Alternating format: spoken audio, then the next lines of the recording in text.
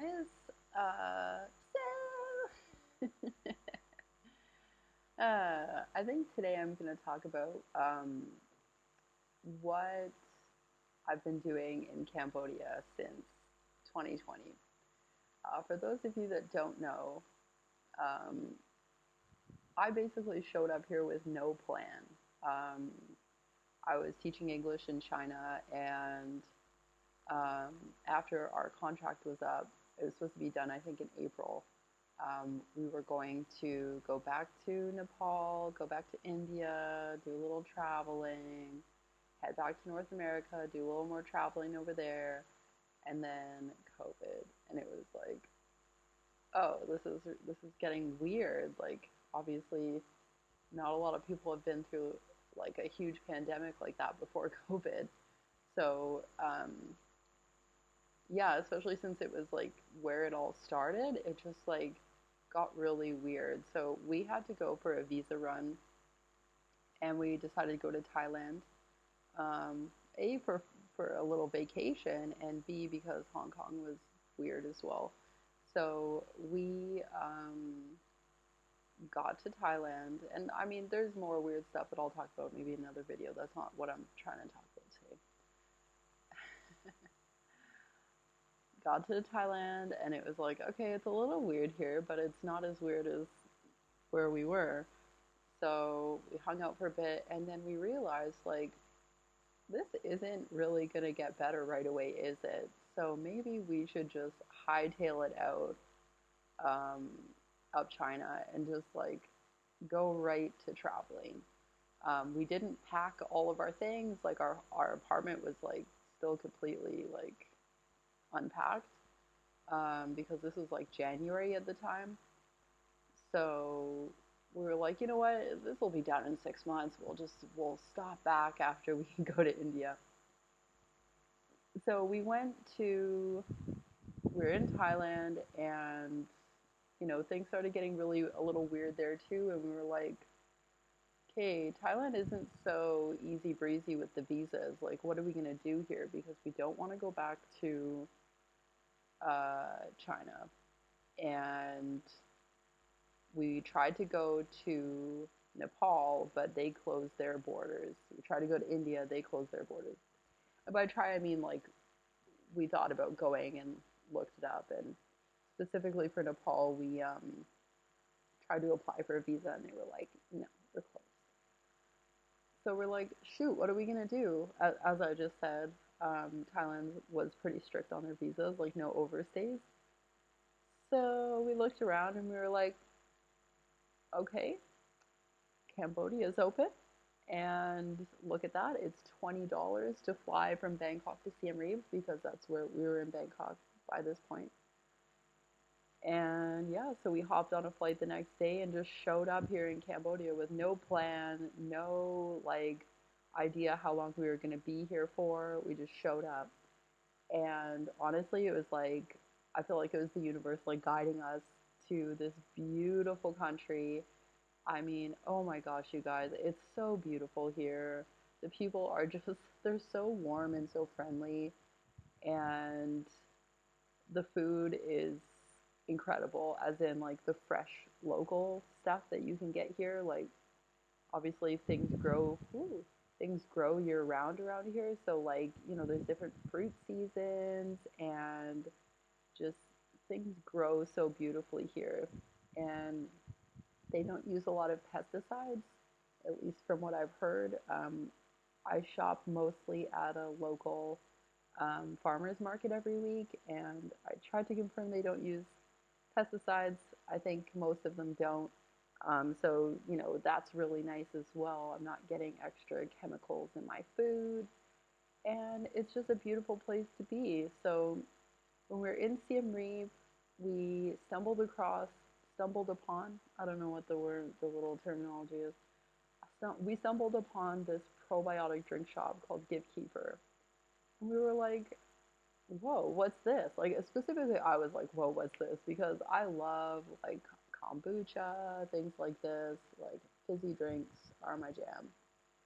So we went, and they like gave us free samples, and it was so yum, and we were like, oh my gosh, like this place is awesome.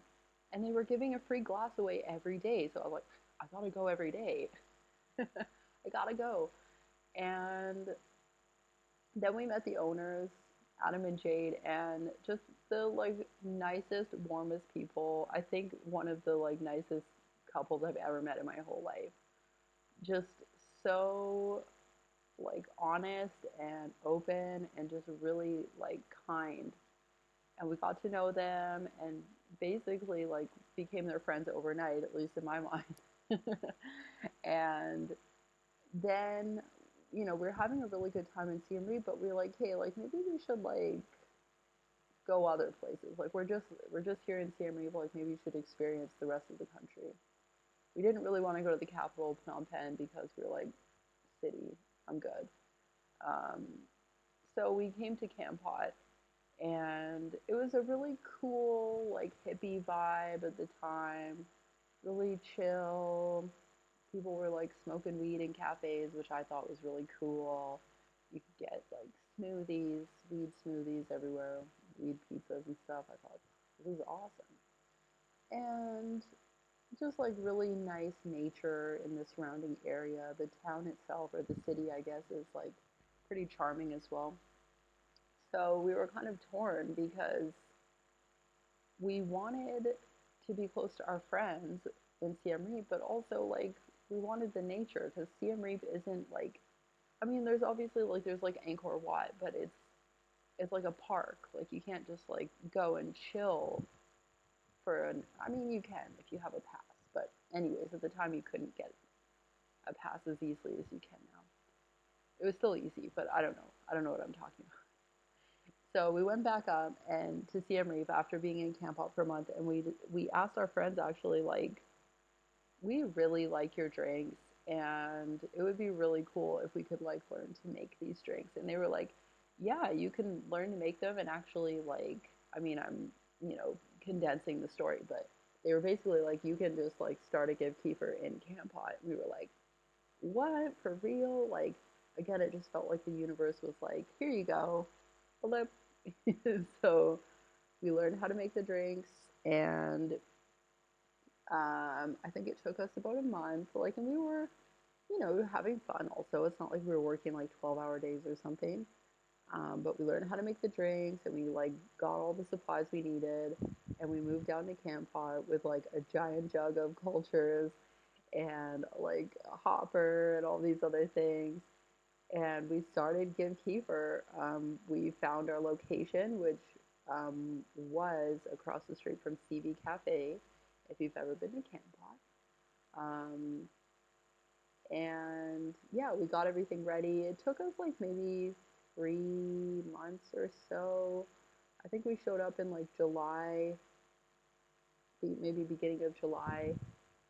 I don't know. It took us about 2 or 3 months to get our business up and going. We got the place painted and stuff, and we lived upstairs, so it was cafe downstairs, um, apartment upstairs. And this place was like really cool that we were living. It had this like giant wooden room that I think was like part of the original house, basically. But it had like a tin roof, and it would get so hot in there, so it was like really cool, but also like temperature wise not so cool. And it had a rooftop and a nice yard in the back. And well, it wasn't so nice when we first moved there. Ian really took a lot of time to make it like this incredible yard. Anyways, so we opened Give Kiefer in September 2020 when, people were like freaking out about their businesses shutting down. We're like, we're opening a business. And a lot of people told us, you know what, you're going to fail. It's not going to work for you, blah, blah, blah. Which, you know what? If somebody tells you that, that should just be fuel to be like, cool, I'm just going to try it because I'd rather try and fail than just hear your voice telling me I'm failing and being like, oh, okay, then I'm going to fail. Be wary of people that are going to tell you that you're going to fail, and also just, they don't know what you can accomplish. So don't worry about it. Don't worry about what the haters say. Haters. I don't know what that is. Haters. It's funny. Anyways, so we started Give Kefir and we started just by ourselves. And it was like, after like, I think like 2 weeks or something, we were both like, we need an employee. Like, we need some help here. We can't do this. Clean this giant house, make this kefir, help the customers. Like, it's too much. So we found this lady named Sari to come help us, and she was like super sweet. And I just remember when we had the interview with her, she was like, I think she brought her son or something, and I don't know, she was just really sweet, and we just like really connected with her. So we took her on part time, and yeah, then we started our business. Things were going pretty good, but it's just like, as the business went on, there were some things that weren't going so good. Obviously, the tourists were leaving, or the people that were like stuck there were like, cool, I'm out. It's been like almost a year I've been here, I need to go. So we started to lose our hippie customer base. um, Sari had to leave us because she got pregnant, which, I mean, that's a good reason to leave. I'm not complaining about that. Trying to think of what else. Mm, it just got to be a lot. Like, I was also pregnant at the time, so I was all of a sudden not able to help so much either. We did get a second employee named Sreda, who's like amazing and so sweet. But she eventually left as well to go take care of her family.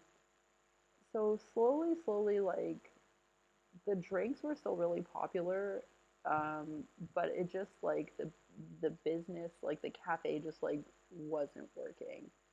Honestly, there were some times where like people were coming into the cafe and like just talking to Ian so much that he had no energy left. And anybody who's worked in customer service knows that this is a thing. Like, sometimes people just don't have anyone to talk to. They're lonely and they will just talk your ear off. And this happened to me too. It wasn't just Ian. But in the end, it was just Ian, because I was like, I'm not going in there anymore. Because some of these people were just too much. And you never know who's going to show up, right? Like, when you have a business, you don't know who's going to show up. Plus, the other thing that was really tricky for me was the lack of privacy. Um, I'm a pretty private person, despite me posting these videos every day. Um, but I like to be in control of who has access to me. And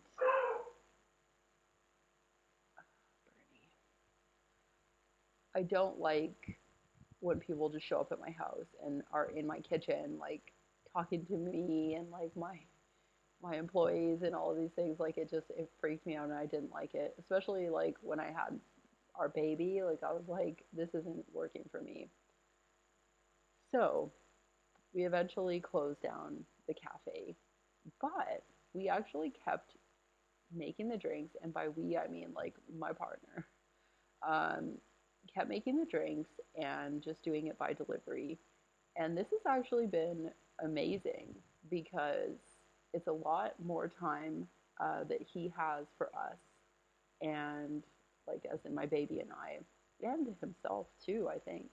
He also teaches yoga, so more time to teach yoga as well. Um, we were able to rehire Sari back, so that's great. Our first employee is back with us, and she works, part time, and also like is, um, still has time to take care of her baby as well. She has two kids now, so that's really good. And people they're just loving these drinks.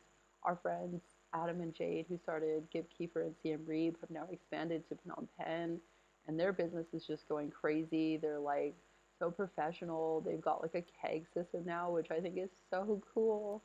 And it's just so amazing to see how their business has progressed over these past like 2+ years. Um, and it's just such a cool experience. So yeah, that's what I've been up to in Cambodia. I came here with no plans, no idea what I was doing, and now we have a business selling water kefir, and I have a baby and I live in the country and everything's just amazing, you know? And I recognize that some days things aren't amazing, but today things are just really good. So I just feel really happy. And you know what? Things are going so good that we actually have to pull some like old cultures out of the fridge that we were keeping in like hibernation because the demand is like exploding, which is so nice because there was a time, not recently, but like when we first started, that we just like had to like dump kefir down the drain, like because we just couldn't sell it. Like, and we were trying to even like we were big about giving away the free glass every day, and we knew some like charities or like people that are less fortunate. We were giving them kefir as well, but like we still just couldn't move it. Um, and now it's like to the point where we're moving it and then some. Like we are selling out every week. Our social media hasn't been updated in like a month because we're like we don't need to let people know. Like they know, and we're selling it to them. So things are going really good, and I just feel really happy because I wrote in my journal like a month ago. I on a new moon, I like tried to manifest, not tried, I manifested some abundance and prosperity, and I really feel like it's coming through. Plus, of course, tourists are starting to come back, so that always helps as well. But you know what? I just I feel so grateful and I feel so blessed that this is just it's taking off, and it's not a 40-hour work week with a corporation or something. It's our business. Well, actually, it's Adam and Jade's business that they have so kindly shared with us. And I feel good about sharing probiotic drinks. I mean, they're so yum. They're so yum. It's like drinking a soda, but it's healthy. Like, how does that even work? It's so cool. So yeah, I'm just feeling really happy about everything right now. I'm feeling excited. I actually started like 3 jars of like 3 jars of dried cultures so that we can have more, so that we can like brew more and just get it going. And yeah, I'm just feeling really good about it. So that's what I've been up to. Have a water keeper business in Cambodia.